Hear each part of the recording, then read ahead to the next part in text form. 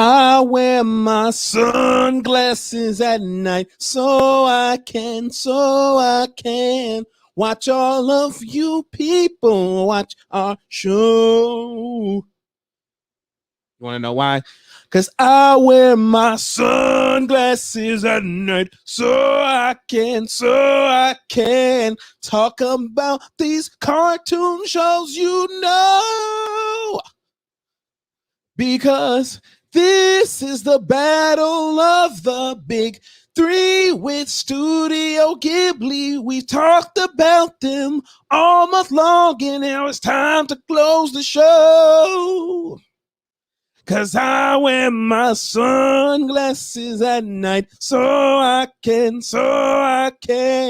crank it up, cause I am fired up, because I am Quamon Star G. This is Moldiversity. We are your keys to the Moldiverse, and we are closing out Animation Month.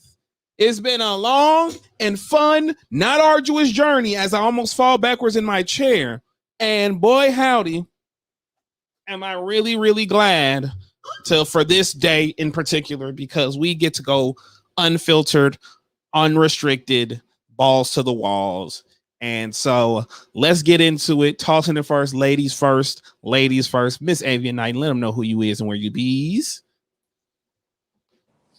Yo, what is up, everyone? Today we are concluding our Battle of the Big Three and talking about our favorite animation shows, movies, and Q. Oh, you thought you was the only one who had a t-shirt on, bro?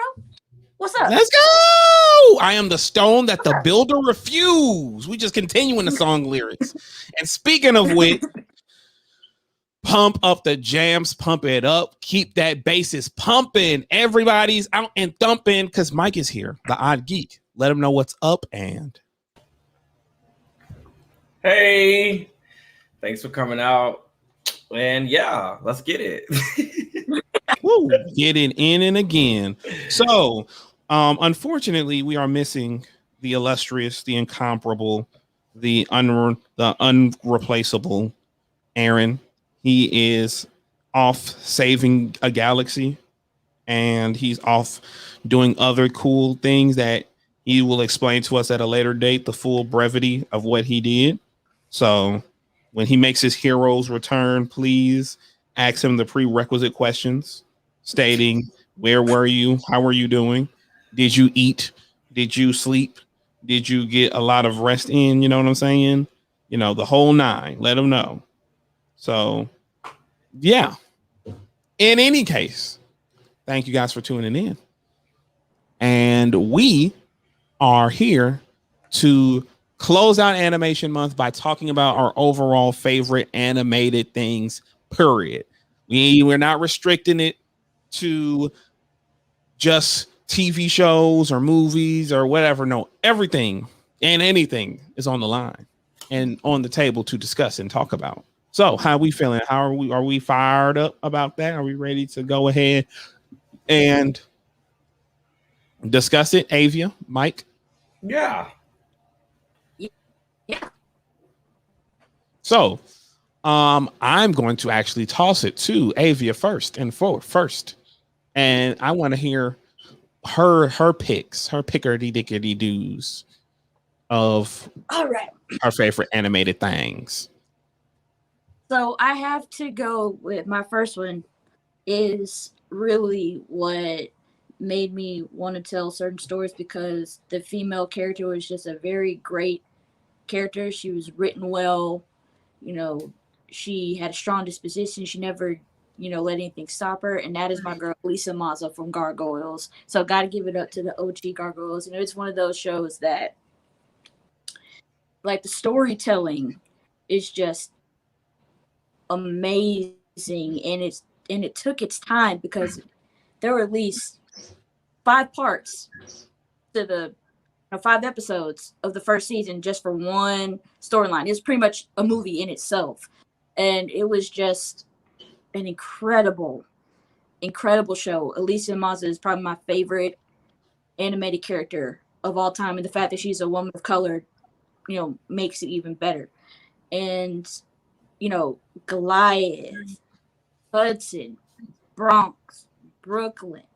The list goes on and on. Xanatos, like the Xanatos Gambit.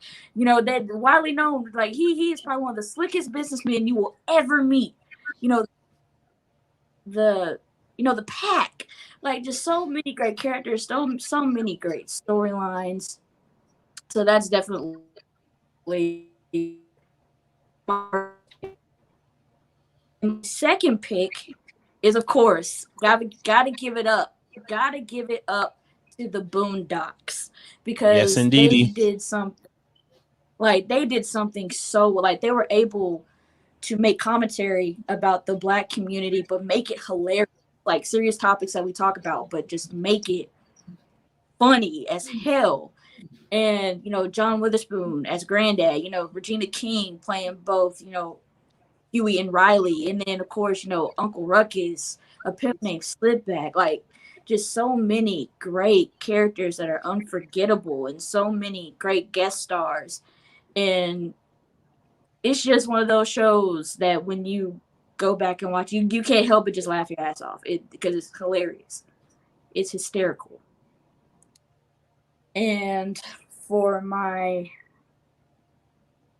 movies, I would have to say the first anime movie that I fell in love with. Everybody, it's in the Disney realm, but everybody would say Disney princesses and stuff. But my favorite was, and it shows my taste. The Hunchback of Notre Dame was the first animated movie that I just fell in love with. It's very dark, but and it's not, accurate to the book, but the animation is beautiful, like how they really captured France, Paris around that time. And Esmeralda, one of my favorite characters in the Disney genre because she's just so misunderstood, just like Quasimodo. And Frollo's Hellfire will forever be a top tier Disney villain song. And and the music is just beautiful. It probably has one of the best Disney soundtracks. Because when Clopel sings Bells of Notre Dame, like the first 5 minutes when Clopel sings the Bells of Notre Dame, probably the best introduction song Disney's ever made. And you come back to me for my last one, but those are definitely some that came off the top of my head. Big factual racules. There's a couple of those that I feel like we can all grouply discuss about. The first and foremost being the Boondocks, because to speak to we like, it's so much great stuff. Like it's just so much great stuff from the Boondocks, that is just whoo. I mean, I just was watching a clip yesterday from Thank You for Not Snitching, I believe that's the episode where they had Bill Dukes reprise his role from Menace to Society when he was interrogating Granddad about the and just the way that they could so eloquently go from parody to social issues to own original stories to action. It's just so many great things about the Boondocks. Shout outs to Jen Rummy and Ed the Third. Shout outs to A Pimp Named Slickback. Shout outs to Stink Meaner and the hateocracy. Shout outs to all them folks. And shout outs to them predicting how folks would react in a chicken shortage crisis, because whoo, how accurate they were and how accurate. my favorite clip, probably, and excuse my French when I, but it's like, this right here is a nigga moment. Like when they go into a nigga moment. Yes. Will forever be class. And of course, A Pimp Named Slipback. This is so many, like just classic. I used to like when they used to do their little fight scenes, and it's actually like that anime style fighting and everything like that. Like they got powers and stuff like that. Favorite. Big facts. That's just straight up dope. Just straight dope. Mike, what else? Did you have any specific, like anything that Avia picked that you want to touch on from her picks that may have resonated with you? I resonate with Boondocks because I feel like Boondocks is a cultural reset. I feel like the Boondocks did what it needed to do as a series, you know, having issues we talked about, but making comedy of it and making it feel comfortable to actually, you know, address it and, you know, have a laugh behind it. So yeah, I think Boondocks did what it needed to do. When it comes down to the Hunch, I haven't seen that in so long. I need to revisit that. And then Gargoyles, I felt like was one of the top tier animations for kids when we were watching when it first came out. So, you know, that dark and mysterious, you know, setting and everything like that. So, and I'm a dark guy, so I like that type of stuff, that animation. But you're light-skinned, Mike. You're not a dark guy. You're a light-skinned brother. Oh my goodness. Wait, what? You're a light-skinned brother. You're not a dark guy. But I like dark, I like dark animation. I like gloominess. I like horror. So like I know what I am. I know what I am. Like I know what I am. Who would have Speaking of dark, Mike. Mike, what's your favorites? What's your favorite animations of all time? Just straight up. Number one movie would be Akira. When I first watched Akira on Hulu, I was shook because you know, if anybody knows, I love psychics, I love powers with like, you know, all that types of shit. So when I saw Akira and it put that set in with this guy and his friends and everything, and then the animation and how beautiful the colors was and everything, and how dramatic the storyline was across the whole movie, and then getting to the climax and he just like this big blob and everything like that. And I'm just like, oh my God, this is just too much. So Akira would be definitely one for me. And I just watched Akira maybe last year for the first time and fell in love with it. Two, if I'm sticking with movies, Spirit Away. I watched Spirit Away for the first time this year, and that was a magical journey for me. It's very good. Another thing with beauty of the animation and then the storyline, and there was a lesson that needed to be learned in that as well. TV series, ooh, that's hard because I like a lot of animated TV series. So I think I'm gonna keep it with the anime. Dang, should I say Dragon Ball Z? Or should I say Sailor Moon? Or should I say, I'm gonna say it. Tower of God. Really like shook me as, you know, these guys and these girls are going through this tower and doing these missions and everything and trying to excel to the top. But then there's a big plot twist. And it was really good. So I don't know. I have a lot. I can't just say this is my favorite and that. I have too many faves, but those right there will be top 2 movies and top 1 animation for right now. And that's just, I love Sailor Moon. Y'all know I love Dragon Ball Z. I love my Powerpuff Girls, but just right now, that should be like top 3 animations. Oh, I got another one for Disney. 101 Dalmatians, like that is my heart. Like I used to watch that movie. I wore my VHS tape down to the ground when I was a kid. Like I love Cruella de Vil as a villain as a kid, just with her little smoking pipe and her little green going around, how mad she will be. And then the puppies, when they had all the puppies and they rescued them from the house.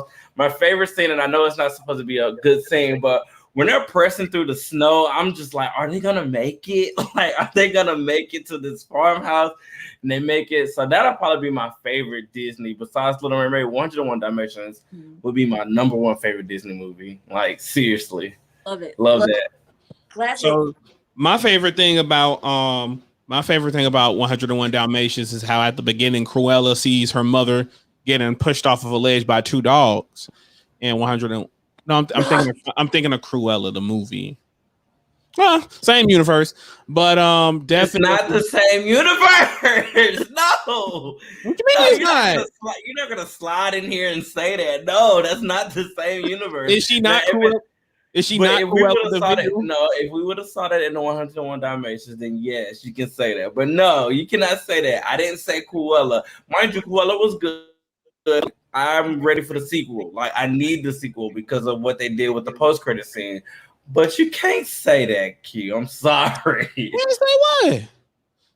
You can't say that because that did not happen in 101 Dalmatians. I You're guess. so messy. You're a messy man who lives for drama, and we live for you. So continue to do what you do. Thank you.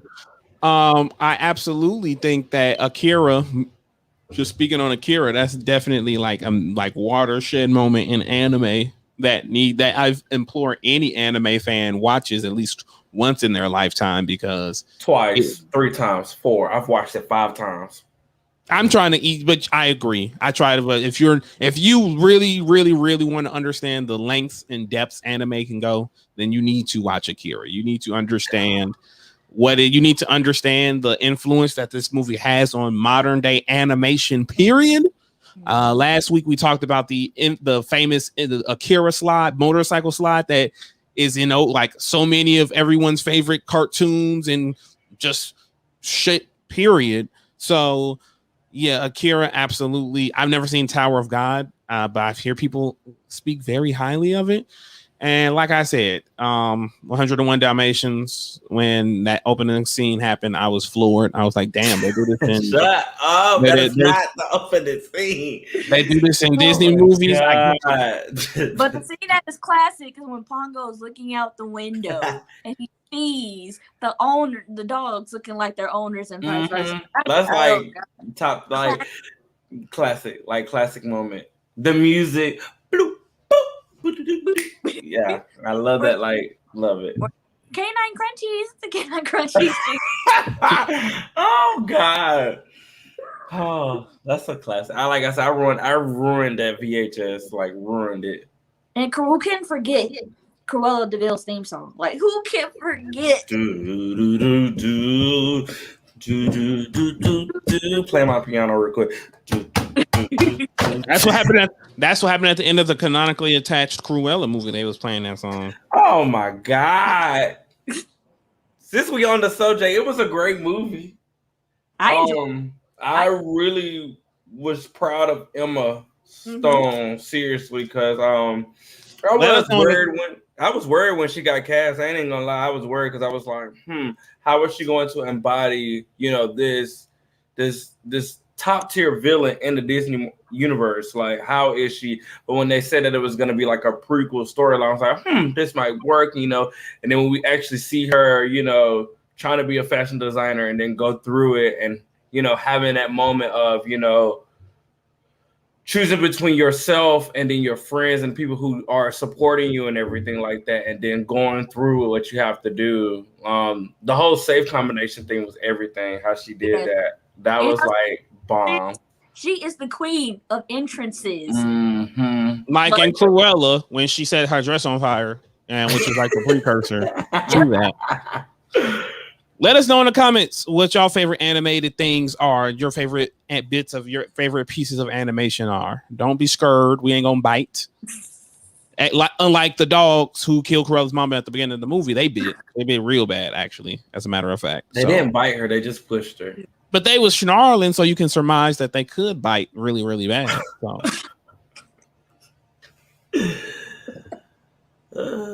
I'm just saying I am just connecting the dots that Disney wants. Connect them and make a circle. Yeah, the circle is in this picture of the movies. It goes Cruella, then 101 Dalmatians, then Cruella 2, and then Lady and the Tramp. But I'll go next. Wait, hold on. Actually, Aaron sent me his list of. Yeah, he sent me some too, but you can go ahead. You can. I'll read it off first.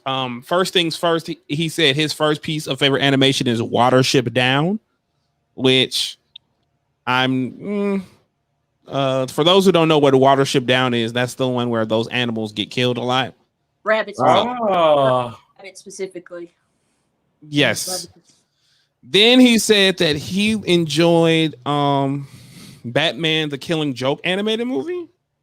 He said that's his favorite DC content ever. Oh, he's so messy. Messy. So he said, please DM him and say, yeah, that's my favorite too. I can't believe you like that movie, because he will respond indubitably.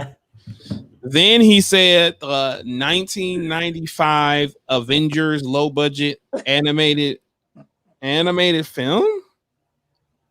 That's his second favorite as well.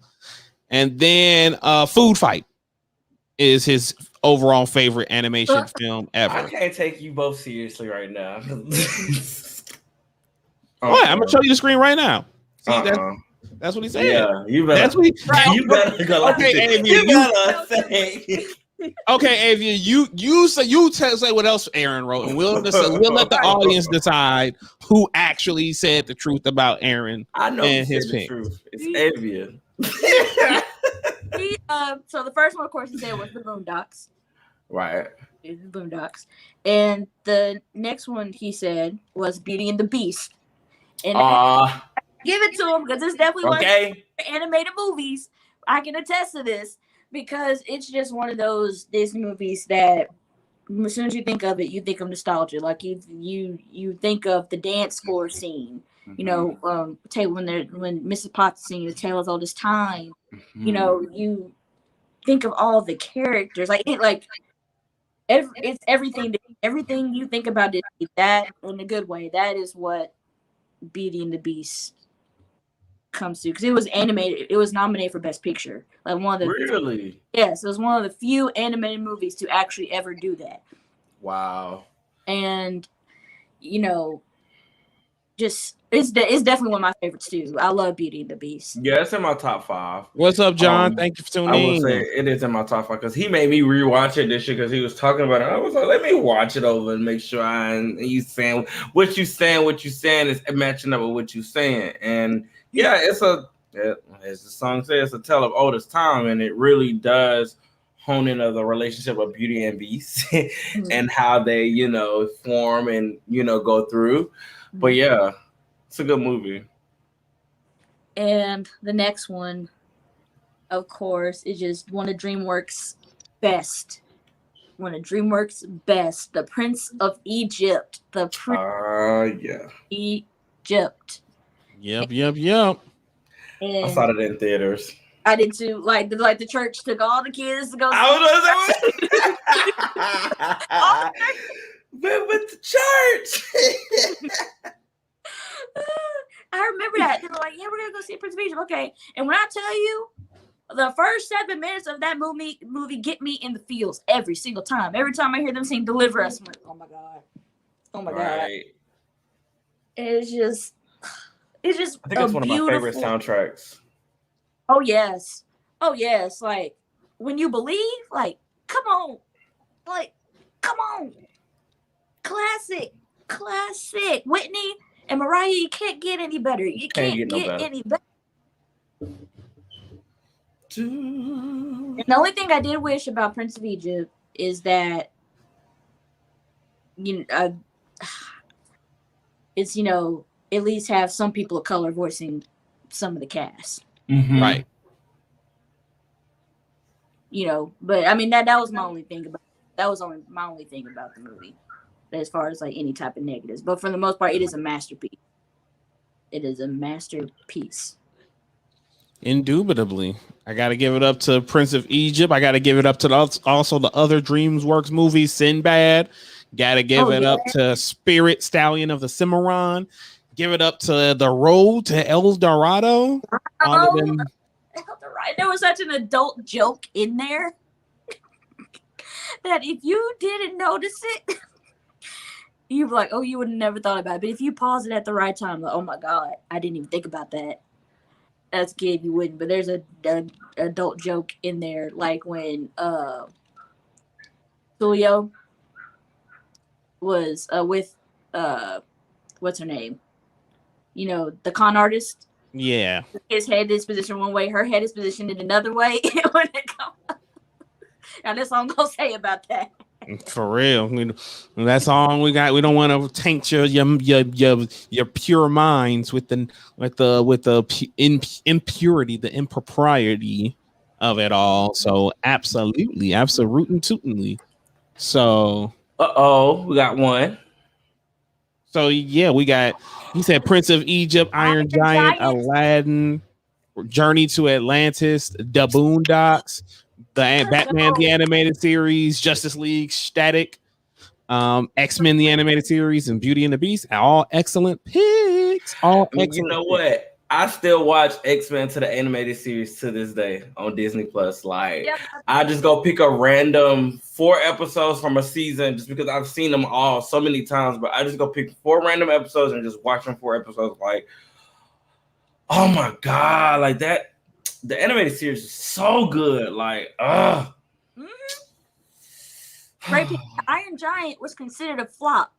It was considered a flop back in the day because it didn't make a lot of money at the box office. But now it's a cult classic, and I love that movie. I love it. I haven't seen it since it first came out. I remember when it came out. I truly remember when it came out, and I got it on VHS, and I remember it like I do. I just haven't seen it. I might have to revisit that. Yes, please do, because I love that movie. Yep, and blue. So I guess I got next, like the song says. I got one more. And I don't know how many people have seen this movie, but me and Aaron watched it about, I'd say maybe 2 months ago. It was made in the 80s, and it's called Rock and Rule. And it's a rock opera. It's a animated rock opera, and the main characters are like these mouse-looking type creatures, and there's like this rock demon or whatever. It's really good. It's one of those that just went under the radar, and I enjoyed it. If you haven't seen Rock and Rule, I think it's on YouTube, so please watch it. Okay. Absolutely.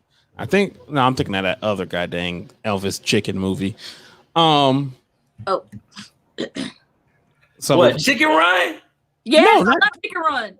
Well, yes, Chicken Run is awesome, but that wasn't what I was talking about. It was another. Oh, what you talking about? Chicken Little? No, that's also good, but not intoxic. But not that one. This is I forget what that is. It's about the chicken who think he's Elvis and shit like that. Rockadoodle. Yes, Rockadoodle. Chanticleer. I love that movie. Woo. So yeah, I guess I'll go next, and I will start from. I'll just start first. First things first, I want to give it up to Kids Next Door Operation Zero Mission. That's special. The Cartoon Network rarely missed at all when it came to their cartoons getting a special movie or what have you on Cartoon Network.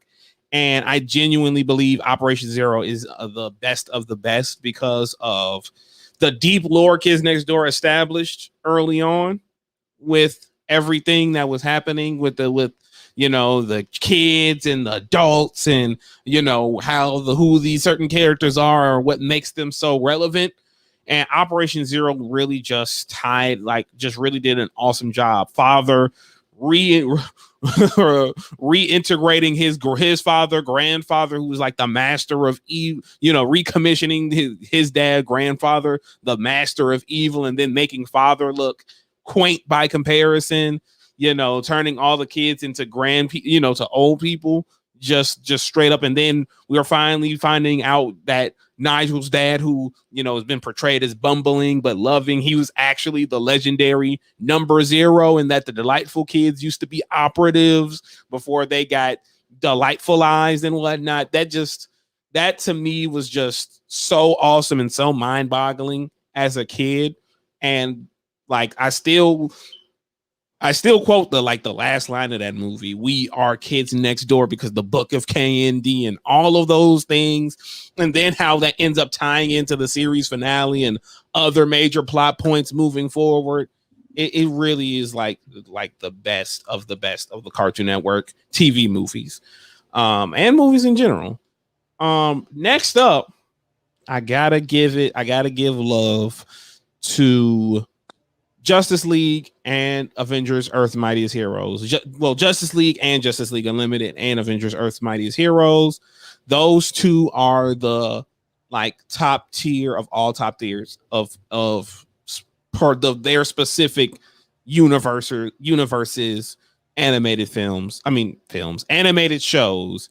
You know, Justice League and how that tied into Superman and Batman the animated series, and then how it then grew to include stuff from Batman Beyond and Static Shock and everything, and just my real introduction to the larger DC universe through that show. And then Avengers Earth's Mightiest Heroes, where that basically sold me on non-X-Men and Spider-Man characters. Really good. Like it just was really, really good. And I'm not and I don't think I'm forgetting something, because my next thing after that is all three of the X-Men animated series that has ever existed. Yes. X-Men the animated series, Yes. X-Men Evolution, and Wolverine in the X-Men. I don't know why I thought you wasn't gonna count that one. Like, Wolverine and the X-Men is, in my opinion, the best of the three. Yeah, it's the best of the three. Only and because like in 13 episodes, it has the least episode count of all three seasons of all three series, because Disney are a bunch of petty asshole, and you know, just like doing like stupid stuff to the X-Men at that time. But in those 13 episodes, it did a lot, and it took itself serious. It had its moments of levity. It somehow did the Dark Phoenix saga right while being a loose adaptation. It's just it's just amazing stuff. It's just literal amazing stuff. And X-Men Evolution, you know, came out when the X-Men movies were at the height and the top tier of all X-Men, you know, superhero movie content, period, really. And that whole like dynamic of Jean and Cyclops and Nightcrawler and Kitty, they're teenagers, and Wolverine and Storm, they're the adults, and they're teaching them, and you know, putting a backstory to Rogue and Nightcrawler with Mystique, you know, and all of that. And you know, what else can be said about X-Men the animated series that hasn't already been said? You know, we can wax poetic about that show for like 80 episodes on Multiversity and not even scratch the surface. So those three, like, that's my next pick. Now, Mike knows exactly where I'm going because he's leaning in and he knows what I'm about to say. Number one as far as shows go is Dragon, Rock the Dragon, Dragon Ball Z. I will say it until the heat death of the universe. Dragon Ball Z is the most important piece of animation probably of all time, because what it did for one specific genre, what it did for it, and where that genre exploded since, and what it allowed to come to the forefront that existed before Dragon Ball is unmatched. Yes, we had Astro Boy. Yes, we had Speed Racer. Yes, we had the Gundams. Yes, we had Akira. Yes, we had Ghost in the Shell, that all existed before or are objectively better after Dragon Ball Z. But Dragon Ball Z's localization in the West is the gateway. It's the door. It's the pearly gates, if you will, to people finding out if they like anime. Even if you look at a clip of Dragon Ball Z and go, oh, this isn't for me, but I think I like where this is going, you get that because of Dragon Ball. And who can forget the greatest cast of characters ever in an anime? Goku, Vegeta, Gohan, Piccolo, Krillin, Tien, Yamcha, Master Roshi, Bulma, Chi-Chi, Trunks, Android 18, Android 17. Oh my God. So some of the greatest villains ever. Love Frieza, Cell, Majin Buu. Like god dang, all of them. And it's like everything about Dragon Ball Z is iconic.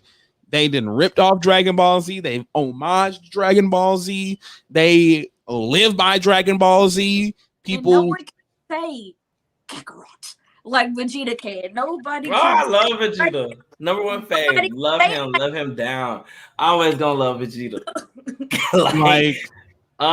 like the iconicness of Goku and Vegeta, like the iconicness of those two dude bro best friend rival guys who is like the ultimate bromance and rival all rolled up into one, where people are conditioned.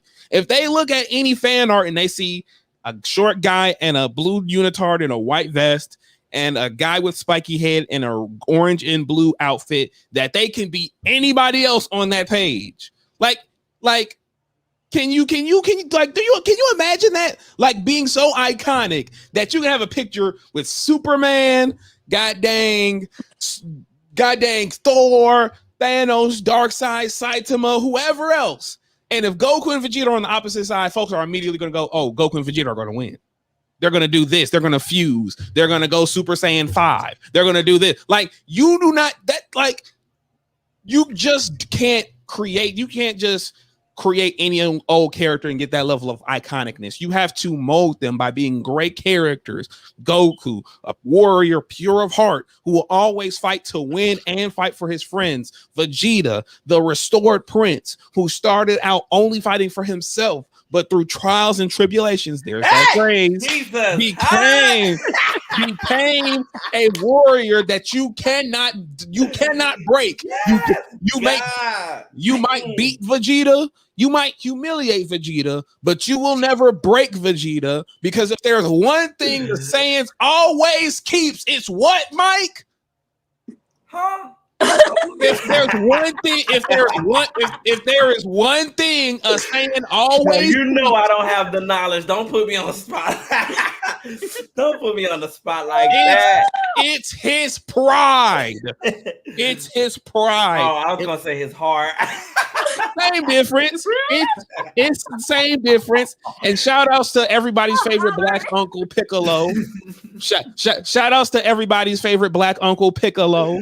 The everybody's favorite Black anime character, even though we really need to have a serious conversation with projecting Alien and other characters who have not y'all. Don't project now. Y'all know y'all love y'all not King Kong. What's his name? Donkey Kong. Don't do that now. Don't start projecting now. And like, my point is, Dragon Ball Z is the best of the best of anime. Yes, I understand there are objectively better written and animated animes, but that don't mean shit to me, because Dragon Ball Z sits alone atop on its own perch, looking down at all of its sons and daughters that it created, with its wife and queen, Sailor Moon, right next to them, looking at their children that they birthed to existence, that needs to bow down and pay homage to the king and queen. It's goated. I'm about to say, can I piggyback real quick? Because before I watched Dragon Ball Z, and Dragon Ball Z Super, before all of that, I didn't know nothing about Goku, Vegeta, Piccolo, any of the sagas, any of the villains. I just knew that everybody would say that these guys or this universe was most powerful and could be anybody in Marvel, DC, all that good stuff, you know, all that yams and good stuff. And I didn't understand it because I didn't know these characters like that. But when I actually sat down and took the time to actually watch, I watched Dragon Ball in the summer. Then I did Dragon Ball Z from August to I think it was August to October. Like I flew past it quick because at one point I was really addicted. Like once I got to season 3 and 4, I was watching it every day. I just love the whole sagas and everything, and how you see these characters in season 1 a whole different light in season 3, and then season 3 you see them in a whole nother light in season 5, and it's just they keep transcending on top of what they've been doing and everything. They have to continue to, save their loved ones, or for a whole season they had halos on their head and was still kicking ass. How they they still did what they needed to do. And then watching Super, having that whole new animation and everything like that, being introduced to Goku Black, and then being introduced to, you get to see more of Future Trunks and everything like that. So, I always love when Future Trunks made this appearance in the series, and then having more of that in Super.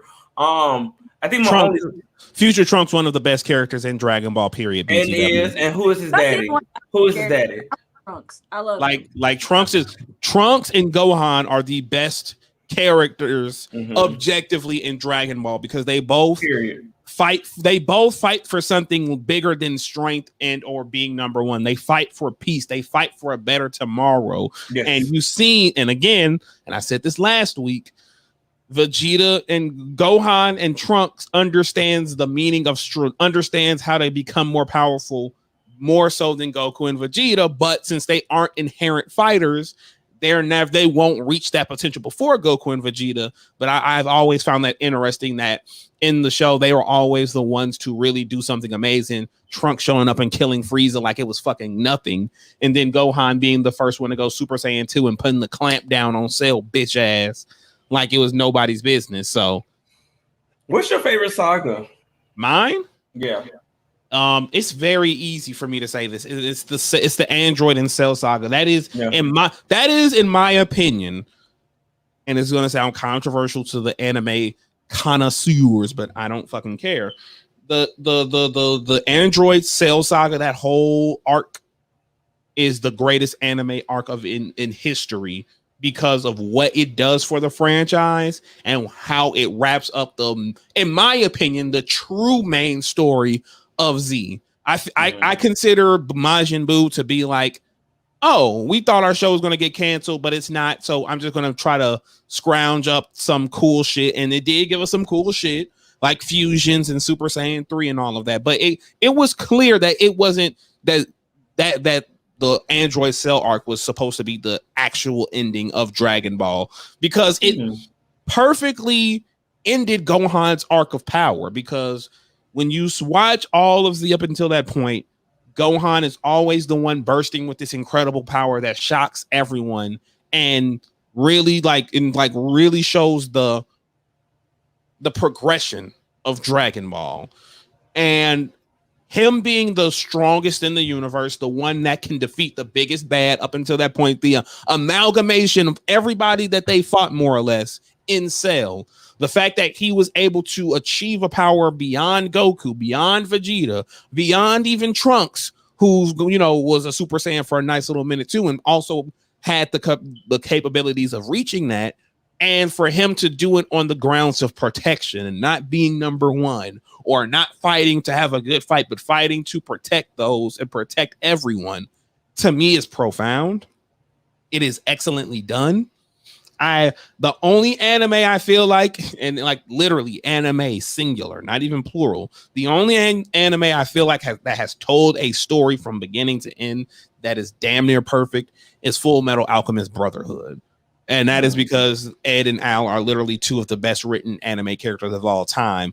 But I feel like with the stakes that they established in the Android and Cell saga, the fact that all of the villains were kick-ass, the fact that you saw all of the heroes at some point be at their fucking top tier, Vegeta, Goku, Piccolo, Gohan, Trunks, Tien, Krillin, all made clutch moves in that entire arc. It really felt complete. It felt complete. It felt like it was like all of the stars aligned. It just was it's unmatched in my opinion. And I can go back and I can watch scenes from that. I can watch the entire arc from that. And it kind of makes me sad because Dragon Ball, as far as the anime is concerned, hasn't reached those heights again. And I don't think they will. But there is something of Dragon Ball that reached those heights. There is something of Dragon Ball that made me feel that same electric energy in my soul that I got watching the Android and Cell saga. There is one Dragon Ball piece of media animated that made me go, yeah, Dragon Ball is still that shit, and y'all better catch up because y'all are stuck in the past. Yep. And that is Dragon Ball Super Broly. Oh yeah. I was mad at. I feel like the movie was. I felt like it was too quick. I felt like that movie was like. I feel like when it got good, I feel like the movie was over. I was like, like we just started. Like, but yeah, that's a good one. Homage to Yu Yu Hakusho, one of the GOATs too. You gotta give respect to them. Gotta give. If y'all haven't seen Yu Yu Hakusho, do so immediately. It's on Netflix. I think it's on Hulu. I know. And yeah, definitely check that out. And yeah, the Frieza saga absolutely hits differently. Like the Frieza saga is like that to me is like number 2 on the top tier anime list. But Dragon Ball Super Broly, I've seen all of the great animated movies. And y'all already know what my favorite animated movie of all time is. We all know it. We everyone here knows it. Everyone who watches Moldiversity knows what I consider to be the best animated movie. Dragon Ball Super Broly is right here under it. That movie, as far as story, as far as action, as animated, the way it's such a fucking beautifully animated movie. Like, it's ridiculous. It's fucking ridiculous how they it's Yoshitani. Yes, Yoshitani was the artist for that movie. It's just so immaculate how he did, from the transformations to the fights, from when they literally my favorite scene, one of them, is when Broly goes into first person view when he's fighting Vegeta. Like, that whole sequence is so fucking good. I may be speaking biased because I saw that film in the theaters, my first ever anime movie besides the first 2 Pokemon movies that I saw in theaters. And that shit was turned when Vegeta went Super Saiyan God. The whole theater blew up. When Gogeta popped up, and the whole theater blew up. Like, it's like just that movie is just hits so fucking different. If you have never seen Dragon Ball Super Broly, please fucking watch that movie, because it's just so fucking good. Like, literally so fucking good. And it just the way they retcon Broly, even though Broly, original Broly, is one of my favorite villains just because of how sadistic and shark-minded that he is. He only cares about destruction. He doesn't have any long-winded ideology he wants to implode or anything like that. He just wants to fucking kick Goku's ass and everybody else's ass and then kill everybody. Like, sometimes it's just that simple. Sometimes you just want to kick everybody's ass, and I respect that. Don't respect the voice actor because he's an asshole, but I respect the character of Broly because he's just that guy. But the fact that they made Broly sympathetic and set him up to be a potential ally down the road, who knows? That to me is something that is immaculate. And yeah, that's my picks. Those are my picks. Great picks. Mm-hmm. Here for them. So I'm gonna do this speed round time. I'm gonna say, speed round. I'm gonna say a category, and I want y'all to pick, and it can't be something y'all have said before. Okay. So, all right, bet. Said today or in the past? Right.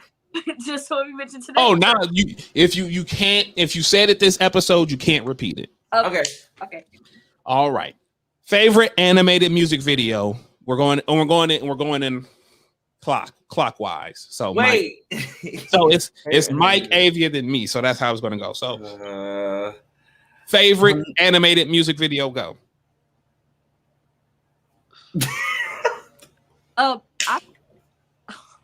What? Oh, because I don't know. What's the name of the gorilla song?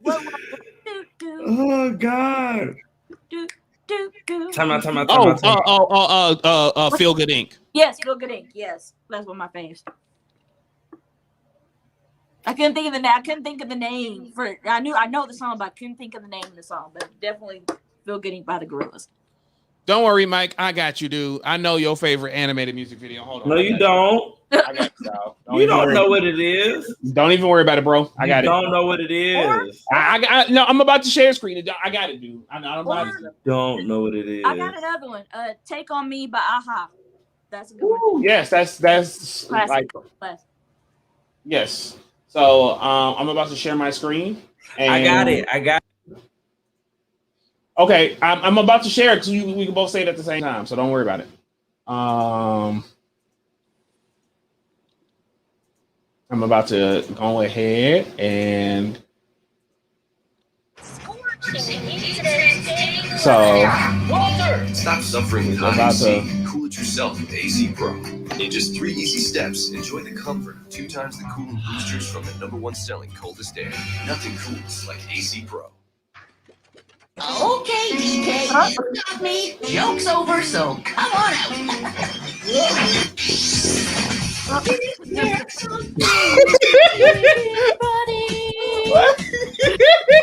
Are you awake? Hi. You're from the sunlight. You're here. I don't know what you mean. Just a healthy shame. I must admit, I feel a little strange. It's me that I need. Turn it off, please. But we gotta listen to the chorus. I'm a metalhead, a metalhead, a Can you metalhead. turn it off, please? I'm a metalhead. You turn it off. Like, I can't. Like, I actually found an animated video that I can say that is kind of one of my favorites. Okay, And it is Snow Child by The Weeknd. Like, God. that's just as equal as Metalhead. No, it's not just equal. You will not be disrespectful. Like, no, that is not just as equal. What you mean? I done told you how I felt about that dang on Donkey Kong animated series. I think that thing needs to be burnt. I think they need to burn it all.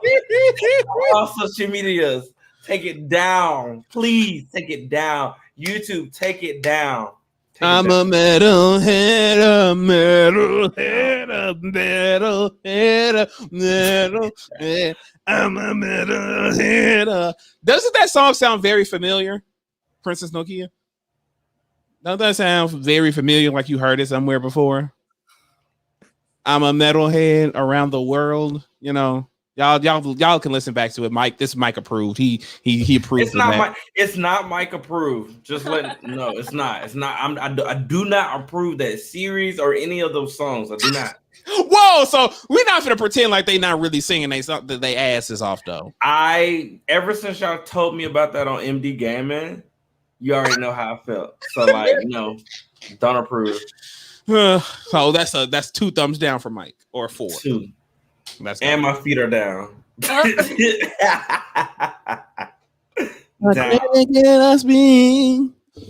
Somebody said I sound like DK when I sing, so I don't know if that's a compliment or an insult. Speaking of Daft Punk, though, One More Time is my favorite animated music video. That's a good one. One more time, celebrate. Y'all are acting. This one. Celebrate. And shout outs to the sequel to that Higher, Better, Stronger, Faster, which Kanye West sampled for his best song ever. Which was ironically he also got inspired from Akira with that too. So yeah. Okay. Favorite animated movie scene, go. Oh, I got one. The montage. I'm still here. I'm still here by Treasure Planet.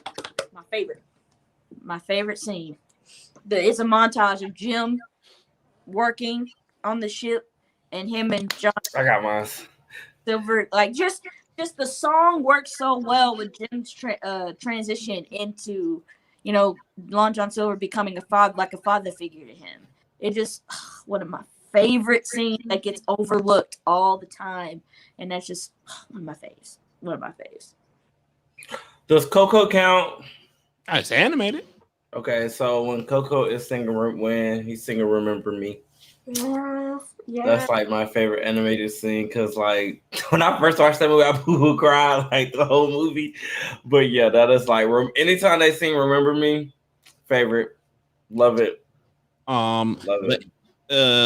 When Miles sends Peter home, we're talking about scenes that make people cry. You gotta go home, man.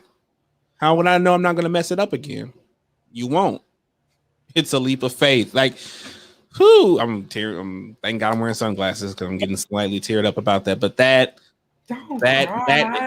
that always hits me in my soul because it's just Peter wanting to make sure that Miles doesn't die and that he can probably get his ending that he doesn't think he deserves because he thinks he can only redeem himself being Spider-Man and he can't fix it. But Miles letting him know that he can make that, he can fix whatever he thinks is broken, and that in turning Peter's words around like to give him hope, and then Peter saying, "Nice job, kid," as he goes back into the Spider-Verse is so fucking good. Okay, next category. Favorite animated MILF or DILF? Huh? Oh, What?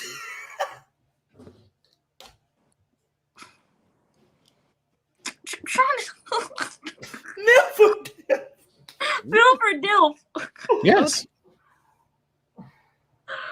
Oh, I plead the fifth on this one. right. I plead the fifth. Plead the fifth. No, we ain't no. This ain't no court case, y'all. Ain't no, Plead the fifth. I passed this one because there is no. what you mean? I don't think I have one. I mean, because anything about animated, it's gonna be Steppenwolf, but it's not animated. So, like, you know, like I can't. Well, hold on, time out. I can't really think of any. Like you tripping? I'm actually wearing sandals, sir, so I can't trip. You can easily trip with sandals. Right? I'm Is it sitting the thong- down. Is it the one that put? Is it slides or sandals? It's 100% slide, so Okay. I can't trip. So You y'all, can trip on slides. I beg to differ. You can still trip on slides. Why are you a messy man? Who says that? I So, did. who's your MILF? Go, y'all answer first. I asked y'all. No, you No, answer because you- we can't. We're still thinking. I'm still Android 21 from Dragon Ball Fighter. what What she will talking about some. I'm gonna eat you up, and god dang, you look tasty, and her thirst is insatiable. My girl, mine's too. Shit, what we finna do? Oh my god, I can't. Oh, Chun-Li, she got that badonkadonk. She got that. She be tossing. She can toss it back and forth. You know what I'm talking about? Same thing goes for Cammy. She be rocking the got making sure it all out there. I appreciate it. You know what I'm talking about? Yeah, I can't think of anybody. I'm just gonna say Mystique and Vegeta. X-Men Evolution. You know what I'm talking about? I'm just gonna You say know what? Vegeta since that's the answer, Vegeta. There you go. Shout outs to all the. No, I was told not to say that line, so I'm not. So Put it in a private chat right now. no, because we've already established that I shouldn't say that. Put it in the chat right now. What did you? Oh, I got one. Ray's father from Ray and the Dragon. He got a little something going on. Let me look him up. I still ain't seen that movie yet. Like a few months ago. So yeah, Ray is dad and Ray and the Dragon. Ray and the Lost Dragon. Yeah. Yeah. Wackest animation character. Krillin. Okay, you know what? It's over. It's over. Good night, everybody. Peace.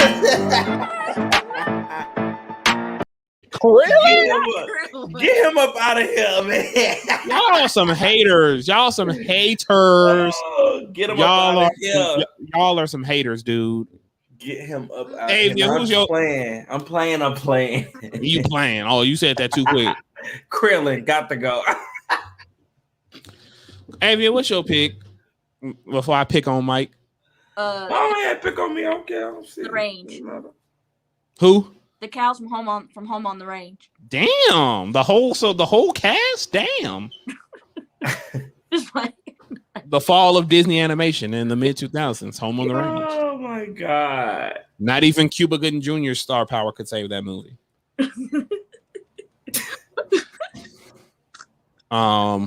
So there's only one correct answer, and the wackest animation character to ever exist in the history of existence is any cartoon that features Hawkeye in it.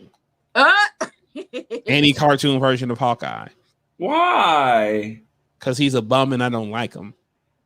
But on Earth Fighting Avengers, he was okay.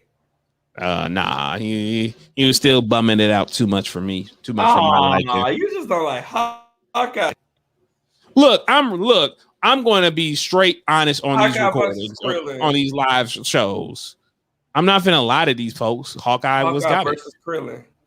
No, actually, I'm actually lying. It's actually Yamcha. Yamcha is actually garbage, like straight garbage. And Yamcha versus Krillin, and Yamcha trumps him. Like, no, Yamcha, no, Yamcha. They No, put Yamcha to the side. first of They put him all, all the way to the side. Yamcha could have had a bomb ass storyline. No shade. No, They had a bomb ass storyline. you know, when he lost to that Cyberman, it was a wrap for Yamcha. So, and everybody knows it's a wrap for Yamcha.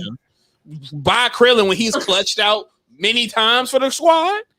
Are you kidding me? Yamcha literally. How you still using Destructo Disc and Super? Because Destructo Disc is literally one of the How's most. Destructo Disc is literally one of the most bomb techniques you can use. It in can Dragon be Ball. bomb for Dragon Ball Z series and that's it, but not in Super where everybody else has transcended more power than you. What you mean? He can still kill everybody in the cast with the Destructo But Disc. I'm just saying, like literally. Let's see him do something else. What you mean? Character. Let's see him do something else. No shade for real. Like, let's see him do something else. Like have more W's than Vegeta. Let's you go can to say the that all next. you want, but like Vegeta will still bomb him. Like, come on, like stop playing with me. Like, would he gloat and then get his ass sliced in half by the Destructo? Yeah, wouldn't, because that's all you got to Destructo Disc. Really, the best like, he can. He literally has two of the most unbeatable moves in Dragon Ball: Solar Flare and Destructo Disc. It's literally not even a question. But still can't do nothing else. Cannot transcend from that. What you mean? Just saying, like transcend, do more. Like Mike, name me one other character that's not naming nothing. You just said name me one. Wait, no. Say the question. Name me one character. Name me one non-Saiyan character that has transcended. Unlike that has transcended besides. There is nobody. So what is the argument? You're saying he's not better than the. I'm just saying that. You saying that Krillin literally pulls his weight in every fight he's ever been in, which is a lot. And like I said, Krillin is still the weakest. Like, no, he's not. Nobody's like, hey, Yamcha, do you want to help me? This man Yamcha, okay. This man Yamcha was like, Majin Buu. Okay. I'm retired. What Dragon Ball fighter? Okay. Do you know how garbage you have to be if you're a Z fighter and you retire? Like what Z? None of these Z fighters retired. Krillin got a whole family. I'm fine. We were fine. It's okay. No, it's not fine because y'all not finna sit here and say Krillin is weaker than the dude that retired because I didn't say he was weaker than Yamcha. I'm just saying that he is the weaker out of the whole cast. Next, like seriously, next. Y'all wild. Y'all some wild folks. I'm not wild. It's just next. What's your next speed round? My next speed round is specifically for you, Mike, since you want to play. Since you want to play games. I've never liked Krillin. No shade. That's crazy as hell, dude. I only liked him because he was with Android. You know, I'm a big Android fan. So if it wasn't for the Android, well, he would have won. In the okay, I was what is y'all come up with a? I'm gonna be right back. I gotta teleport to. I never said that Yamcha was better than Krillin. I just said Krillin was he asked who was the weakest character. I said Krillin. That's it. Like he said Yamcha, then he made the whole Yamcha versus Krillin. So that is what it is. Like Oh wow! Ooh, Krillin bald headed ass. Y'all talking about the weakest characters, but y'all couldn't even answer who was a deal for MILF y'all mess with. That's crazy as hell. I said Vegeta. She said y'all took 80 years to answer that question. But y'all gonna slander a family man. What the hell is this? What the hell is the world coming to? Look, don't get me wrong. I love Krillin for what he does, but when you ask me who's the weakest character, he was the first person that fucked in the mouth. Slander y'all favorite show. That's the next speed round. Slander y'all favorite show. Oh, you want me to slander Dragon Ball Z? No, because it's Sailor Moon. You already admitted that you like Sailor Moon more than Dragon Ball Z. I'm not okay. If I slander Sailor Moon, I hate that. I hate the age difference. I always have, always will. You know, I mean, if I Yes. slender, that's just gonna be my only biggest slender. Is the age difference? It shouldn't be that.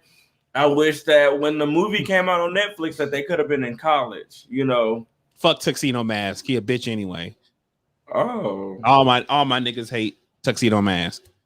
Oh. What? He is the worst character in anime history. So that's How what do you you should have said on the last speed round.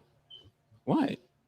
You didn't say nobody. I said, Avio, Slater, your favorite show, because I'm not gonna get crucified on this One of stream. my favorites. The Proud Family was definitely one of my favorites. But what I did not appreciate is how they treated the darker skinned characters. How the girl sisters were blue, meaning that they're. I did not appreciate that, and they always were hands up at Cash Out. I did not appreciate how they were treated like that, and then also how Dejanay had a pot belly with a stomach sticking out. That didn't sit well with me as far as like the look of the characters.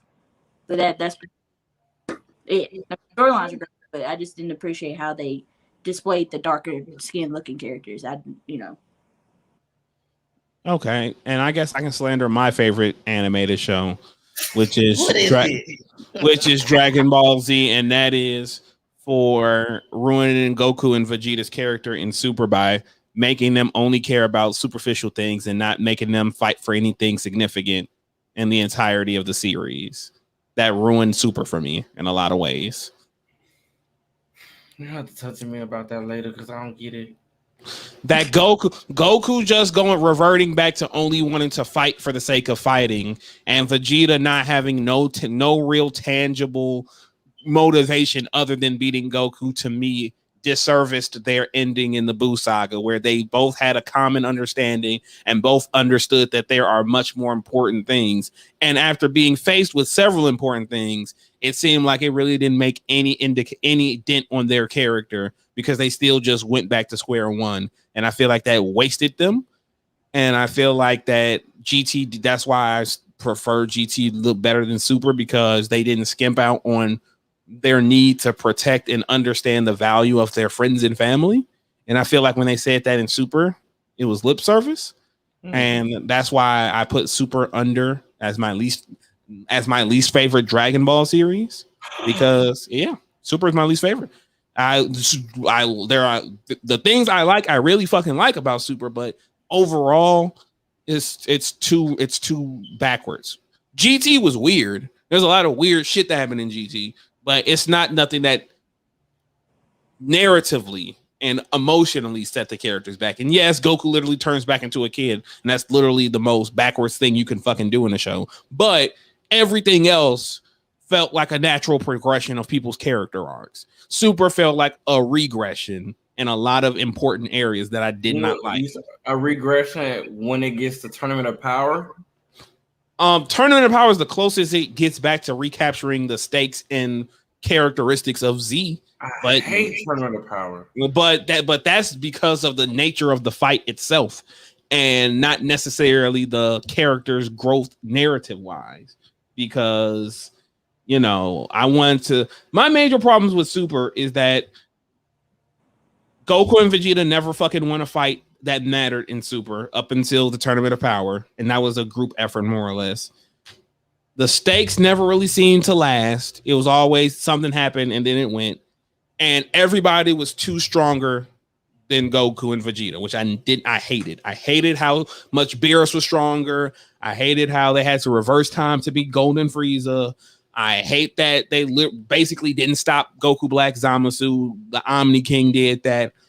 And the only thing that felt like a real victory was the Tournament of Power, because they used teamwork and did something off the wall and whatnot. But everything else, it felt like a parody of Dragon Ball in a lot of ways. And I like Super Saiyan Blue. I like the villains for the most part, namely Goku Black and Zamasu. But other than that, it can come and go. Like it can really come and go. There's some episodes I can watch the slice of life episodes, because I feel like that's always a strong part of Dragon Ball. But when we're talking about the actual important arcs, like the only thing that really moves me about Super is Super Broly. I just really hated the tournament of power because I remember when I was catching up, everyone was like, "Oh, just wait till you get to the tournament of power, blah blah blah blah, this and that." And I was very underwhelmed, but I got to the end. I like who won the tournament. I will say that I like who won it, but I don't like the whole whatever his name is. Jiren. I hate it. Hate. Okay, most hated character, Jiren. Don't like him. I just thought he sat over there in his little corner and did whatever he wanted to do and meditate the whole time. And then when it's time for you to do something, it's like so you hate Jiren as much as Don hates Loki. no. I love Loki. Shout outs to Don, yo. I really enjoy having Don, watching him comment on the mess and whatnot. Jiren, I mess with yeah. It's so dull. I mean, the whole time I saw him meditate, I was like, so that's all he's gonna do the whole time? Like he's gonna meditate? Like while everybody else is actually, I get it, everybody else is fighting, they're using all their power, so they'll be weak and everything like that. But it was just like you're gonna be at your full potential while everybody else been whooping ass. And then, very unclimactic for me. Yes. I did like who won, but because I feel like that character deserved what he got. But other than that, Tournament of Power is like my least favorite saga out of everything. Which, as I always tell you, is very, very shocking to hear because that's almost everybody else's favorite thing about Super Song, and it's very good that that's something that you articulated because I'd rather have the first 2 seasons than the last 2. Wow. Well, then just watch I keep telling you, Mike, just watch the movie versions because if you saying that, then you. Well, I watched. So when I did get finished with Dragon Ball Z, I went straight to Super and I watched what I could watch. I watched the first 2 seasons. Then the way I was watching it with seasons, and I would watch the movies with them. So like I was watching it. So I probably watched it twice, but still, like I was as a newbie, I was so hyped. So, it didn't matter to me, but, everybody's saying, get to the Tournament of Power, get to the Tournament of Power. That's when, shit goes down. And it's just like, nothing went down really. Like, I like Tournament of Power because that was like the only, besides the Goku Black arc, that was the only other time stakes felt real. I always say this about the Future Trunks Goku Black arc is that it's too fan surfacey. And therefore, it just feels like nothing fucking matters because it just feels like they keep throwing fan service stuff at you. And the bad thing about it is those theoretically should end the arc, but they keep trying to one up like, oh, Trunks can get God Key, but Vegito hasn't shown up yet, so we know that's not going to stop them. But Vegito shows up, so clearly he's going to be the one, but that would take away from Trunks coming to terms that he needs to fight for his future. So Vegeta just stops working, even though we were told that it's supposed to be permanent. But then Trunks uses the Spirit Sword, and then that stops Zamasu. But wait, we're just going to decide that it doesn't, so we can go tie it back to the Omni King because we want to establish 2 of them. And that's what messes up the Goku Black arc for me. But yeah, Super is, I can say, is the worst thing about the one thing. Now, for the last speed round question before we wrap it on up. Favorite animated theme song. What's up, Beyond Comics and Anime? Thank you for tuning in. And Mike, I'm giving you the opportunity to rectify your previous statement, and you can use Metalhead. No, I'm not.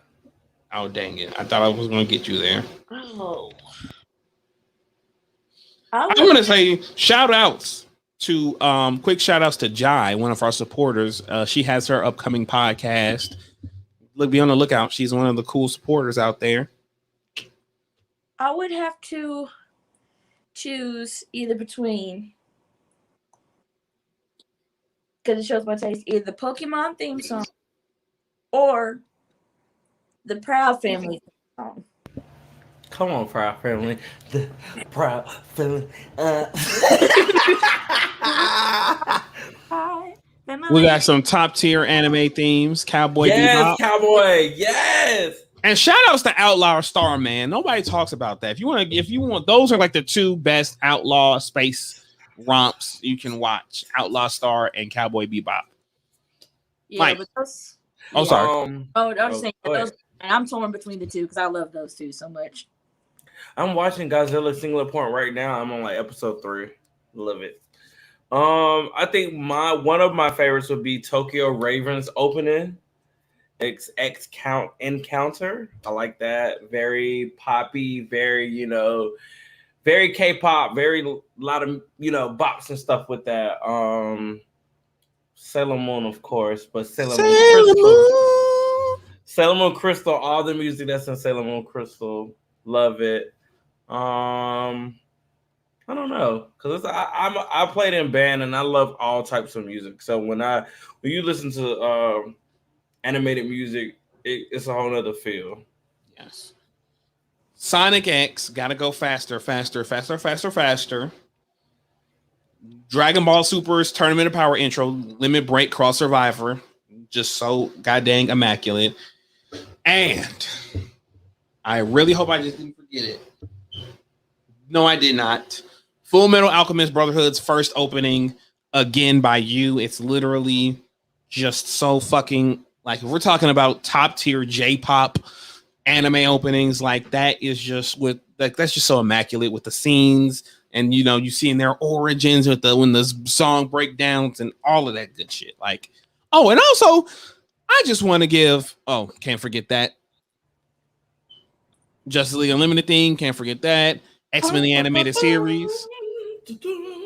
I'm always inclined to bring this up, but Ron Wasserman, the guy who created the Mighty Morphin Power Rangers theme song, also created the X-Men the Animated Series theme song, which is why they both kick so much ass.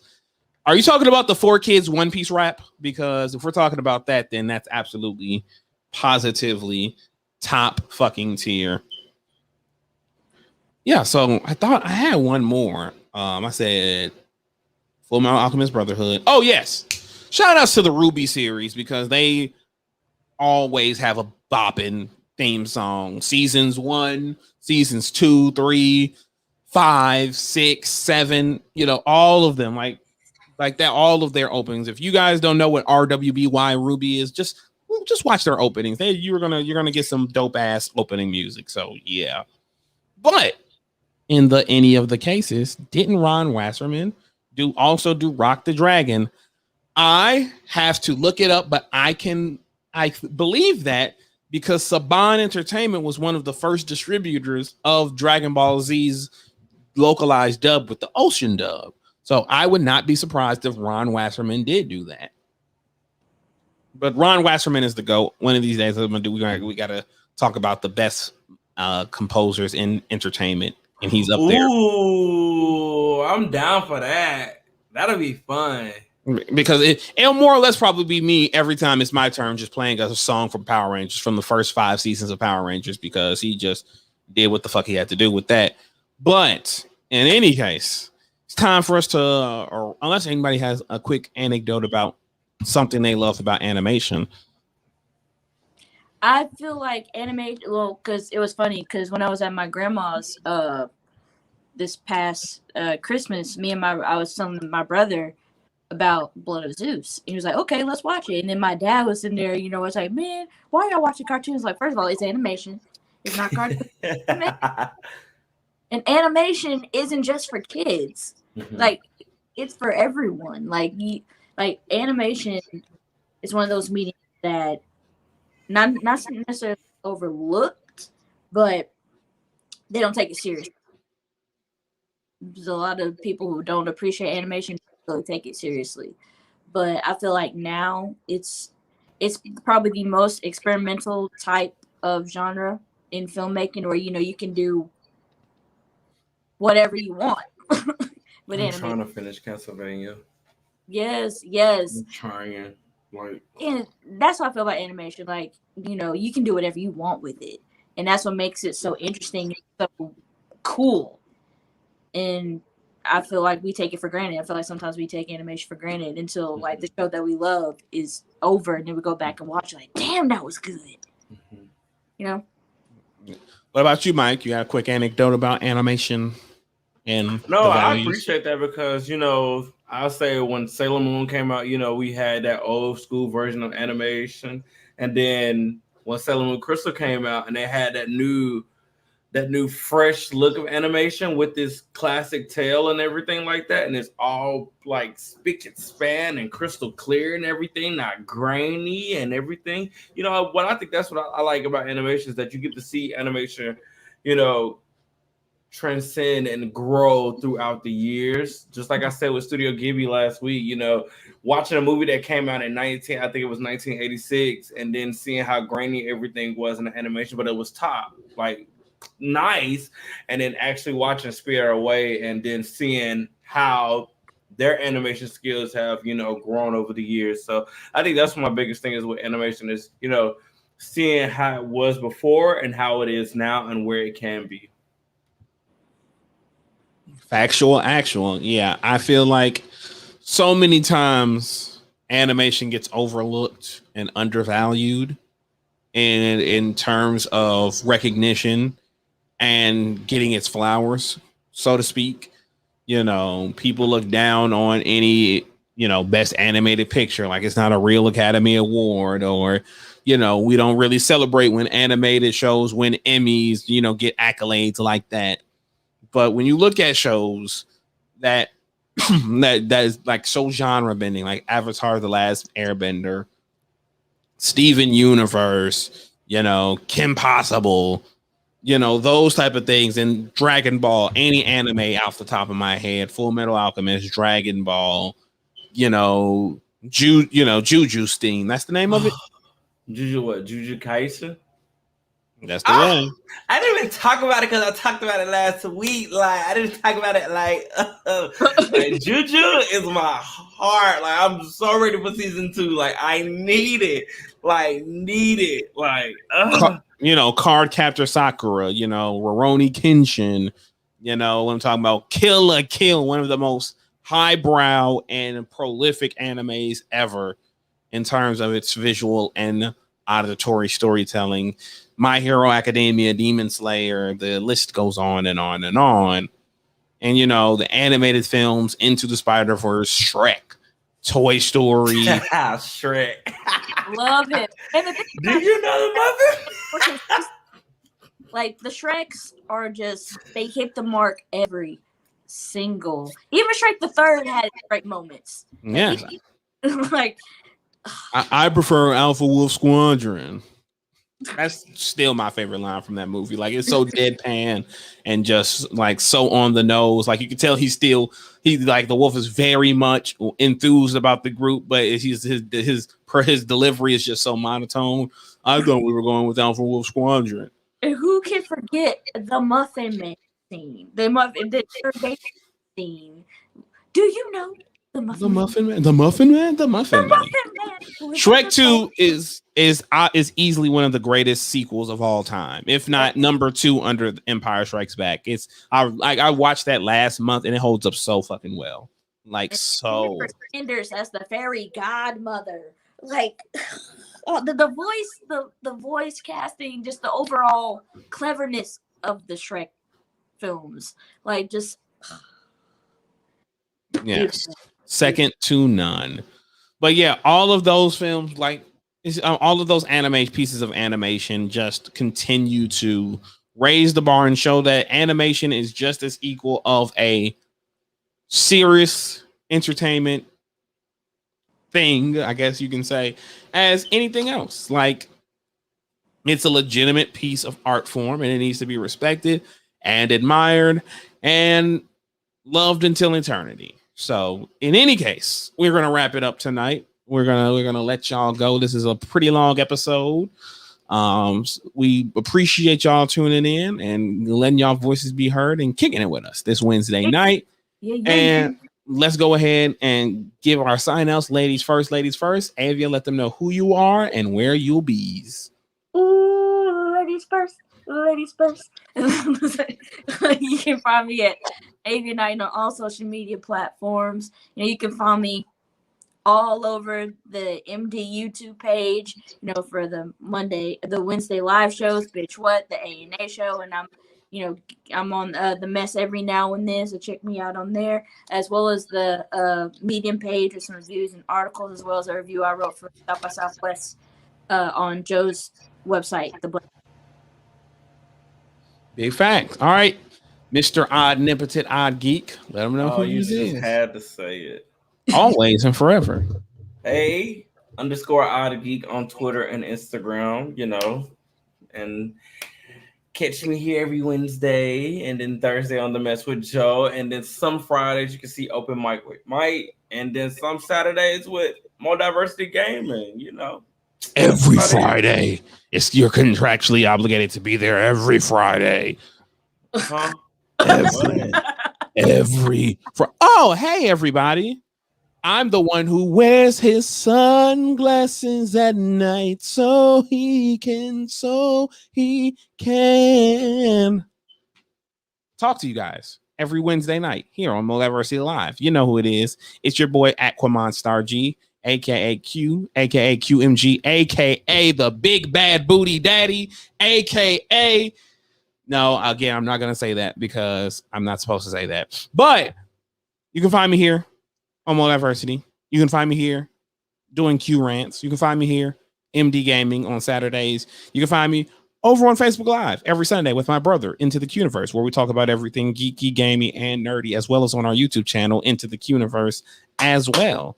And for those who rock it out with your boys and girls over here at Multiversity, we appreciate you. And to those who steal our ideas, just remember, you can never do it better than us.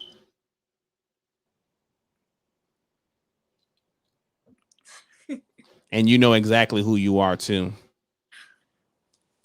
Yeah, you know exactly who you are. I'm talking right to you.